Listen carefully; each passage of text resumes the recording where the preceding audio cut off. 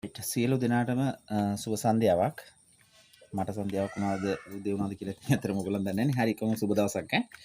මේ ඇත්තටම ගොඩාක් දවසකින් තමයි වීඩියෝ එකක් කරන්නේ. මොකද මේ මම channel එක හදලා වීඩියෝ කීපයක් දැම්මත් මට ඒක මගේ තිබ්බ ප්‍රොජෙක්ට් වැඩ කටයුතු කීපයක් නිසා රාශියක් නිසා මට වීඩියෝ එකක් කරන්න බැරි වුණා. නමුත් දැන් මම මේ තුවා ඔයගොල්ලන්ට වීඩියෝ එකක් බලන්න දාන්න ඕන. මොකද මම අර දාපු වීඩියෝස් ටික ඔයගොල්ලන් ගොඩක් බලලා තිබුණා, කමෙන්ට් කරලා තිබුණා. ඒකට බොහොම ස්තුතියි. ඒ වගේම මේ මින් ඉස්සරහට මම දාන වීඩියෝ වැඩි ගොඩක් ඇත්තටම ලස්සන නෑ. හරි. ගොඩක් ලස්සන නෑ. මං හැඩ වැඩ දාන්නේ නෑ. මං කරන හැම වීඩියෝ එකක්ම ඔයාලට දානවා. ඒකට හේතුව තමයි මම වැඩ කරන වීඩියෝ තමයි මම දාන්නේ. එතකොට සමහරක් වෙලාවලදී ගේන කස්ටමර්ගේ වැඩක්නේ කාගේ හරි ඒ ගේන වැඩක්නේ මම කරන්නේ. එතකොට ඒ කරන වැඩ සමහර වෙලාවට එකම වැඩේ වෙන්නත් පුළුවන්. හැබැයි මම එහෙම දාන හේතුව තමයි ඔයාලට ඒකට ලොකු අත්දැකීමක් ගන්න පුළුවන්. මොනවා හරි දෙයක් හදනකොට මේ ඒකේ එන ලෙඩ මොනවද නිරන්තරයෙන් එන්නේ, ඇත්තට මේකට මොනවද කරන්නේ, විවිධ මේ පිළියම් යොදනේවා ඔයාට එකින් එක බලන්න පුළුවන්. ඒ නිසා මේ මම එන හැම වීඩියෝ එකක්ම දාන්න තීරණය කරා, එන හැම වැඩක්ම. ඉතින් ඒක ඔයගොල්ලන් බලන්න, බලලා ඒකේ හොඳ නරක දෙකම මට කියන්න. ඒකටත් කලින් මට ඔයගොල්ලන්ට කියන්න ඕන එකක් තමයි මම මේ වීඩියෝස් දාන්නේ ඔයගොල්ලන්ට වැඩ කරන්න කියන්න නෙමෙයි. මොකද මේක මේ දාන්නේ මම වැඩ කරන කෙනෙක් නිසා මම දානවා. හැබැයි මේවා ගොඩක් දුරට ප්‍රධාන විදුලියත් එක්ක සම්බන්ධිත වැඩ. එකපාරට මේ කෙනෙක් මේ වීඩියෝ එකක් බලලා ඒ වැඩ කරන්න ගියොත් අර දැන් අපි නම් විදුලිය මේ එක පරිහරණය කරලා ඒකේ අවදානම ඒ රිස්ක් එක අරගෙන බොහොම අවධානයෙන් තමයි මේ වැඩේ කරන්නේ. හැබැයි මම මේක කියලා දුන්න හරි තව කෙනෙක් කියලා දුන්න පළියට මේක කරන්න ගියොත් අර තියෙන තව කෙනෙකුට තියෙන අවධානම අඩු වෙලා මේ විදුලිය වැදිලා එකක් වෙන්න පුළුවන්. ඉතින් ඒ නිසා මම ඒක කරන්න කියලා කියන්නේ නැහැ. හැබැයි ඒ ගැන අත්දැකීමක් තියෙන යම් කිසි සැලකිලිමත් භාවයක් තියෙන ඉගෙන ගන්න ආස කෙනෙකුට ඉගෙන ගැනීම සහ යමක් වැඩිදුර යමක් දැන ගැනීම සඳහාම පමණයි කරන්නේ. මොකද මම මේ ඉන්ස්ට්‍රක්ටර් කෙනෙක්වත් එහෙම නැත්නම් මම මේ ටීච් කරන්න කියන්නේ මේ උගන්වන්න පුළුවන් ගුරුවරයෙක්වත් නෙමෙයි. මොකද මගේ මේන් ජොබ් එක වෙලා තියෙන්නේ මම වාහන විදුලි කාර්මික තමයි කරන්නේ, ඔටෝ ඉලෙක්ට්‍රිකල්. ඊට අමතරව මේ සාමාන්‍යයෙන් ගෘහ විදුලි උපකරණ මම කරනවා. මොකද අරක තරම් සංකීර්ණ නැති කාර්යයක්. ඒ නිසාම තමයි මම මේකට වැඩි ප්‍රමුඛතාවයක් ඔයගොල්ලන්ට දෙන්නේ. මේක සාමාන්‍යයෙන් ගෙදර දොරේ ඔයගොල්ලන්ගේ දේවල් කරගන්න පුළුවන්. එහෙම හිතලා. ඉතින් එහෙම කියලා අර වැඩ කරනකොට බොහොම කල්පනාවෙන් මේ පරිස්සමෙන් ප්‍රධාන විදුලියත් එක්ක වැඩ කරනකොට කරන්න ඕන. දැන් පොඩි කට්ටිය සමහරට බලන්න පුළුවන් ආසාවට ගලවලා ඔය මම කරන දේවල් කරන්න ගිහිල්ලා විදුලිය වද්දගෙන අනතුරක් කරගන්න එපා කියන එක තමයි මම කියන්නේ. මේ වගේ වීඩියෝස් ගොඩාක් අය දානවා. හැම එකක්ම බලන්න. Tamanට ගන්න පුළුවන් දේවල් තියෙනවා නම් ගන්න. හරි? ඒක තමයි මගේ මේ පළවෙනිම ඉල්ලන්න තියෙන්නේ. මේ මම ඇත්තරම කැමති ඉස්සරහට මේ ගෘහ විදුලි උපකරණ සම්බන්ධව මේ එක වීඩියෝ සීරීස් එකක් ගේන්න ඔයගොල්ලන්ට තනියම වැඩ කරගන්න පුළුවන් පොඩි අවබෝධයක් දෙන්න. හරි? ඒක මම නිකන් ආසාවටයි ඔයගොල්ලන්ට යමක් කරගන්න පුළුවන් කියලා හිතනවා. මේ සාමාන්‍යයෙන් ගෙදරක තියෙන ගෘහ විදුලි උපකරණ ටිකක් ඇත්තරම මේ මහා ලොකු දැනුමක් මේ අවශ්‍ය මේකක් නැහැ. Tamanට ආසාවයි උනන්දුවයි ඒකට පොඩි කැපකිරීමක් කරන්න පුළුවන් නම් මේ ඇත්තරම එදිනෙදා මේ තමන්ගේ ජීවිතයට මේ පොඩි මේකක් හයියක් වෙන්න ආර්ථික මේ වශයෙන් වාසියක් තියෙනවා වැඩ කරගත්තොත්. මොකද මේ ඕනම තැනක මේ ගමක් මේ තමන් ඉන්න වපසරිය තුල මේ වගේ පොඩි උපකරණ තියෙනවනේ. ඒවා මේ හදලා තමන්ට ආදායම් මාර්ගයක් විදිහට හදාගන්න පුළුවන් විදිහට මේ කෙනෙකුට ඉගෙන ගන්න මම ඒක වීඩියෝ සීරීස් එකක් දාන්න කියලා හිතාගෙන ඉන්නවා. ඕගොල්ලන්ගේ කැමැත්ත සහ ඒකට යෝජනාව දාන්න බලන්න. මොකද මම මේක ගෲප් එකක් හදලා මේ ඒ ගෲප් එකට ඇඩ් කරගෙන එයාලට මම වෙනම මේ ඕනනම් දවස් දෙකක් තුනක් අපිට පැය කීපයක් මහන්සි වෙන්න වෙයි. ඇත්තටම පුළුවන් ඒක කරගන්න. මම ඒකට වීඩියෝස් ටිකක් දාන්න. ඕගොල්ලන්ගේ කමෙන්ට් එක මම බලාපොරොත්තු වෙනවා මේ කී දෙනෙක් විතර මට සම්බන්ධ කරගන්න පුළුවන් වේද කියන එක චුට්ටක් බලන්න. මේ කැමති කට්ටිය ඉන්නවනම් මට කමෙන්ට් එකක් දාන්න. හරි. අද කරන්න යන්නේ මොකක්වත් නෙමෙයි මේ වතුර මෝටර එක මේ කොයිල් එකක් අපි චෙක් කරගන්නේ කොහොමද කියන එක. ඕගොල්ලන්ට මතක ඇති මම සරල මේ කියන්නේ මල්ටිමීටරයක්වත් නැත්තම් හරිද? ඒ ගැන වියදම් කරන එක අපරාධ කියලා හිතෙනවා නම් සරල මේ ටෙස්ට් ලැම්ප් එකක ඇටවුමක් මම ඕගොල්ලන්ට මගේ වීඩියෝ එකක මම කියලා දුන්නා. එතකොට ඒ වීඩියෝ ඒ ඇටවුම තමයි මගේ තියෙන මෙන්න මේ ටෙස්ට් ලැම්ප් එක.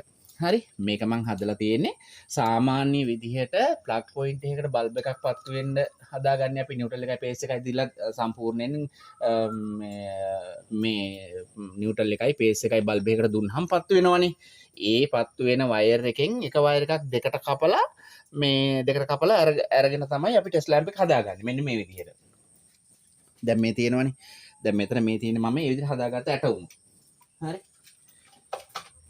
මේ සාමාන්‍යයෙන් ඔයා හිතන්නකො මේ දෙක අමතක කරන්නකො හරි මේ තියෙන්නේ කෙලින්ම මේ අර ප්ලග් පොයින්ට් එක වයර් කෑල්ලක් අරගෙන ඒ වයර් එකට මේ බල්බ් එකට පටලෙලා තියෙන්නේ පොඩක් ඉන්න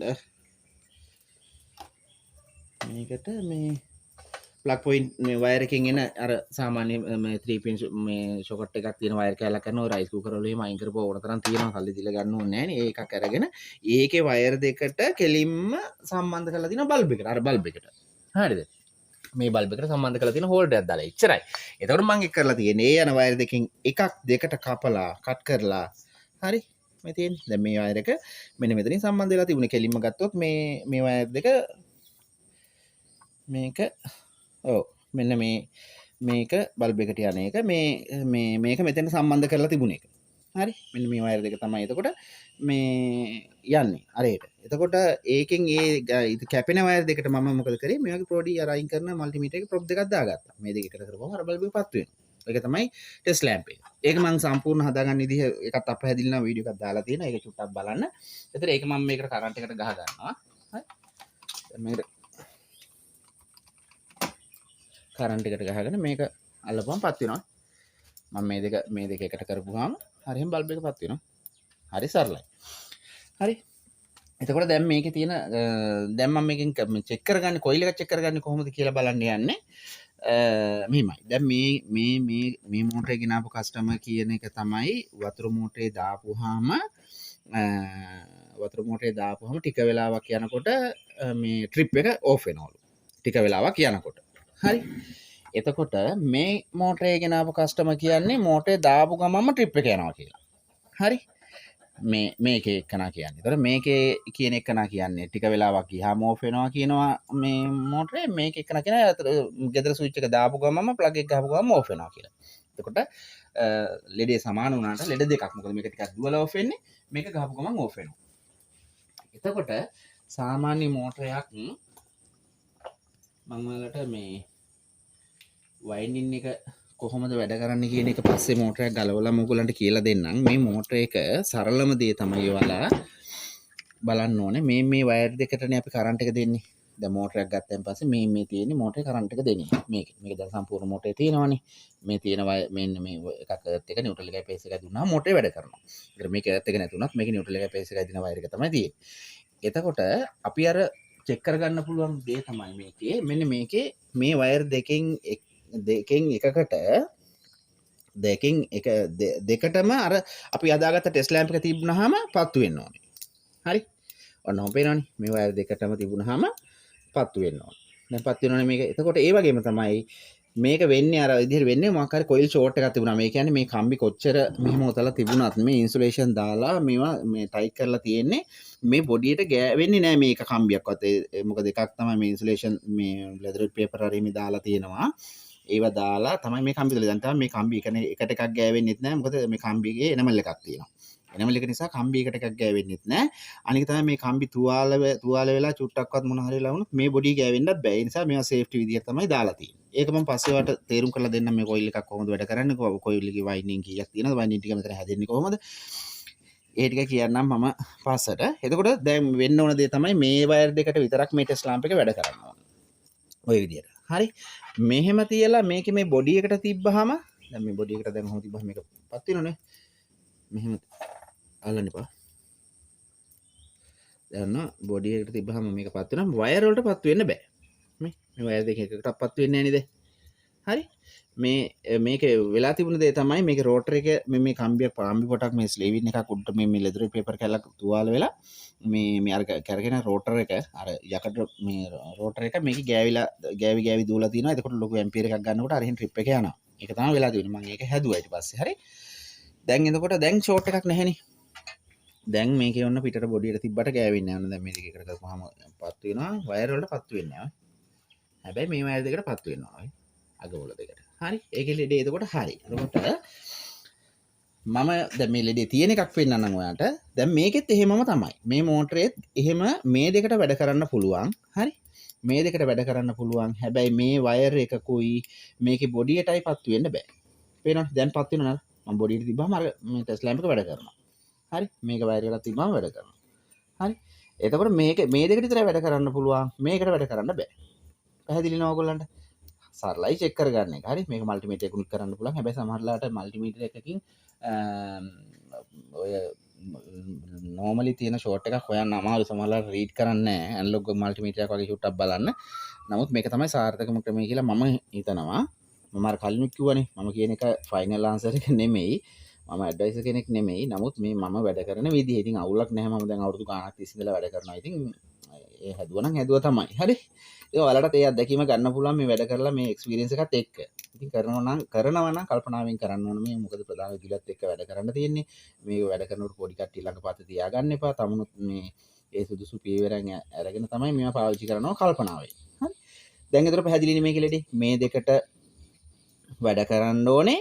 මේකේ එක වයර් එකකටවත් එක වයර් එකට අල්ලලා බොඩියට අල්ලපුවාම පත්තු වෙන්න බෑ. නමුත් මේක පත්තු වෙනවා. ඒ කියන්නේ මේකේ මේ දෙන විදුලිය පිටට කරන්ට් ගෙනවා කියන්නේ ෂෝට් එකක් නේ. මේ කම්බිය ඇතුලේ ෂෝට් වෙනවා.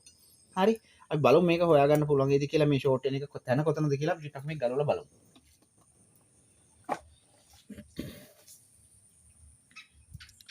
මිටිය දෙනකොට. තියෙනවද නැහැ. අපි ගලවමු. මම කලින් ගලවලා තිබුණේ. මම ආපහු මේ එයා මේක ඔතන්න කියලා කිව්වා. මේ ඉතින් ටික දවසක් යනවා මම තිබ්බයි හයි කරලා. බන් මේකේ සාමාන්‍ය පිච්චෙනවා නම් මේකේ මේවා මේ කළු වෙලා මොකක් මෙහෙම පිච්චුණු පාට පේන්න තියෙන මේ වයර් වල එහෙම. දැන් මේකේ එහෙම එකක්වත් හොයන්න නැහැ. කම්බි ටික හොඳටම තියෙනවා. හරි. මේ බලන්නකෝ. ආයේ මේ පොඩිවත් මේ ඩැමේජ් එකක් කියලා මෙහෙන් හොයන්න බෑ. හරි. නමුත් මේක දැන් දුවන්නේ නැහැ. දුවන්නේ නැත්තේ අර මං පෙන්නපු අර ගැටලුව හින්දා. බලමු අපි මේක ටෙස්ලා ලැම්ප් එකට අහුවේද කියලා. දැන් මේ වයර් එකකට තිබ්බා. මේ වයර් දෙකට පත් වෙනවා, බොඩියටත් පත් වෙනවා. හරි. මෙතනට ගන්නකො. මේ හරි උඩට. අන්න බලන්න මේක තැනකින් දුම දානවා. ඔයගොල්ලන්ට පෙනීද දන්නේ නැහැ. දුම එනවා. මේ බලන්න මෙන්න මෙතනින් ස්පාග් එකක් එනවා. බලන්න මම මේ වයර් එකකට අල්ලන්නේ මෙතන. අන්න බලන්න. පේනවනේ? පේනවනේ? අන්න ඒ කියන්නේ ඒ කම්බි පොට මේ බොඩි එකේ ගෑවෙනවා. ඕක තමයි මේකේ තියෙන ප්‍රශ්නේ. එතකොට මේක සමහරක් ඒවා නම් ඉඩ තියෙන එකක් වුණොත් නම් පොඩ්ඩක් හෙර්මෙට් කරලා හදන්න පුළුවන්. නමුත් ඉතින් ඒක කොච්චර දුරට සාර්ථක වෙයිද කියලා කියන්න අමාරුයි. නමුත් අර සමහර අය සෙලෙක්ට් එකක් දාලා ඒක වහලා එහෙම දෙනවා. නමුත් ඉතින් මම නම් ගොඩ දුරට එහෙම කරන්නේ නැහැ. මෙහෙම එකක් આવුත් හදන්න බෑම කියලා මට තේරුණොත් මම ඒක ඒ වයිනින් එක රිවයිනින් කරලාම තමයි ආපහු දෙන්නේ.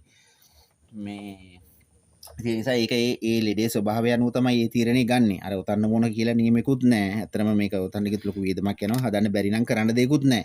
මොකද මේ කම්බිය හෙට මෙහෙට නමලා කරලා මේ ගම් දාන්න මේවා ඔහොම ඈඩ් කරලා මේවා කරපුවාම මෙහෙන් එක්ක වදිනවා. ඒතකොට තව ඩැමේජ් එක වෙනවා. මේ කම්බි මොකද මේවා සෙලෙක්ට් කරලා ගාන ටයිට් කරලා තියෙන්නේ. හරි. එතකොට නැති ප්‍රශ්න එන්න පුළුවන්. මේ කම්බි අතර තුවාල වෙලා තව මේකක් වෙන්න පුළුවන්. එතකොට අර නිකන් හදාගෙන කියලා දවස් දෙකක් වැඩ කරනවා. ඊට පස්සේ ආයාවෙන් පස්සේ අර අපි කරපු වැඩිත් වැඩක් නැති වෙනවා. එහෙම වුණාම. ඒ නිසා ඒක අපිට වැඩ කරනකොට ඕගොල්ලන් අත්දැකීමක් ගන්නකොට ඔයාලට ඒක තේරෙනවා මේ වැඩේ කරොත් මෙතනට හරිද නැත්නම් මේක ඇත්තටම රිවයින් කරන්න ඕනද කියලා. ඒ මත තමයි මේ තීරණය ගන්න ඕනේ. ඒක මේම වුණා කියලා ඔතන්න මොන කියලා නියමකුත් නැහැ. නමුත් ඔතන්නත් වෙන අවස්ථාව ඕන තරම් තියෙනවා. දැන් මේකට නම් මොනවත් කරන්න බෑ. හරි. මොකද මේ බංගල් මේ හෝස් පවර් භාගේ මෝටර වල මේ හරියට මේ කෝර වල ඉඩ අඩුයි.